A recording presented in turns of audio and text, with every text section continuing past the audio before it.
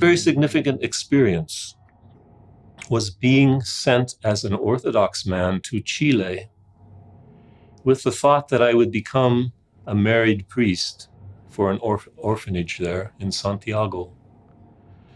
And with the Archbishop from Los Angeles who had taken me there, going to the military academy where the generals had their headquarters, those who had overthrown the Allende government in a very bloody coup where tens of thousands of people were killed, some of them tortured to death. Many thousands of people disappeared.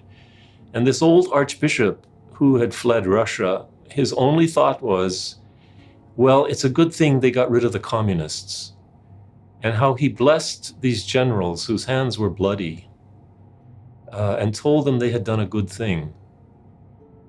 And then several weeks later, my own house being invaded by secret police of that coup, searching to see if I had guns or propaganda because they suspected that I was some sort of an agitator from the United States. And the terrible thing of being put into handcuffs and have your whole private life torn to pieces with the possibility that you might become one of the disappeared. And seeing this in a parallel vein with all of this good teaching I had about prayer of the heart, all of the wonderful things I had learned about icons and liturgy and patristic theology. And then this old man that I thought of as a very holy person of spiritual authority, blessing generals who had not valued human life.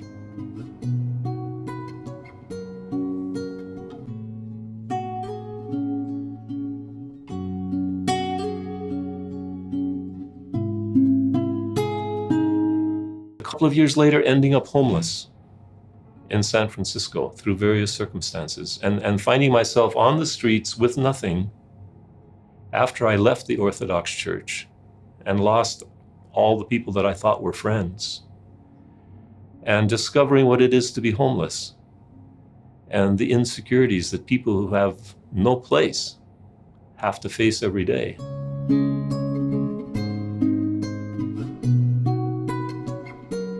Then encountering a Roman priest who took me under his wings, believed in what I was doing, and helped me get back on my feet as an artist, encouraged me with my icon painting.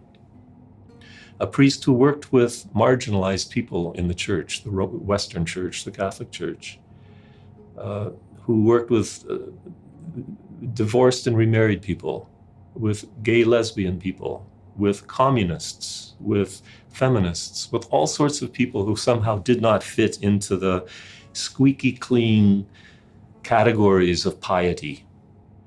And how this priest worked with these people, helping them through their experience discover who God was and find their way into some sense of peace once again with God. Learning from him about the real world, you might say, the world outside the ghetto with a cross on it that I had lived in for most of my life. Learning to listen to these people and their stories and discovering the goodness in their lives and how what they were actually talking about, even when they said they did not believe in God, was in fact God.